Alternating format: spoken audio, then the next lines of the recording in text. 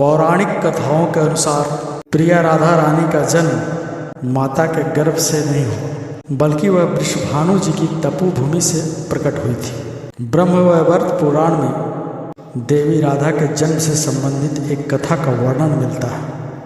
वह कथा इस प्रकार: भगवान श्री कृष्ण का निवास गोलोक में, जहाँ कान्हा रहते हैं, वहीं उनके सभी अनुयायी और प्रियजन भी रहते हैं। स्वयं राधा श्री कृष्ण के साथ गोलोक में निवास करती है। एक बार देवी राधा गोलोक में नहीं थी। उस समय श्री कृष्ण अपनी एक सखी विराजा के साथ गोलोक में विहार कर रहे थे। राधा जी को जब इस बात की सूचना मिली तब वह क्रोधित हो गई और तुरंत श्री कृष्ण के पास जा पहुँची। वहाँ उन्होंने कान्हा के प्रति अपना क्रोध प्रकट किया और उन्हें भला बुरा कहने लगी। श्री कृष्ण के प्रति राधा का क्रोध देखकर कान्हा के मित्र सुदामा को बुरा लगा और उन्होंने राधा को पृथ्वी पर जन्म लेने का शाप दे दिया। राधा को इस तरह क्रोधित देखकर विराजा वहाँ से नदी रूप में चली गई। इस शाप के बाद देवी राधा ने श्रीदामा को राक्षस कुल में जन्म लेने का श्राप दे दिया।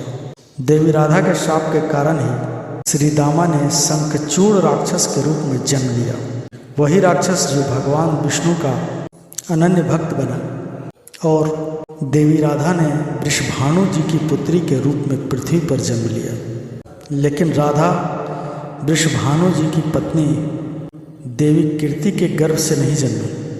जब श्रीदामा और राधा ने एक दूसरे को शाप दे दिया तब श्री कृष्ण ने आकर राधा से कहा कि आपको पृथ्वी पर देवी कीर्ति और वृषभानु जी की पुत्री के रूप में रहना है। वहाँ आपका विवाह रायाण नामक एक वैश्य से होगा। रायाण मेरा ही अंशावतार होगा और पृथ्वी पर भी आप मेरी प्रिया बनकर रहेंगे। उस रूप में हमें विछोह का दर्द सहना होगा। अब आप पृथ्वी पर जन्म लेने की तैयारी करें। देवी राधा को अयोनिजा भी कहा जाता है। सांसारिक दृष्टि में देवी कीर्ति गर्भवती हुई और उन्हें प्रसव भी हुआ।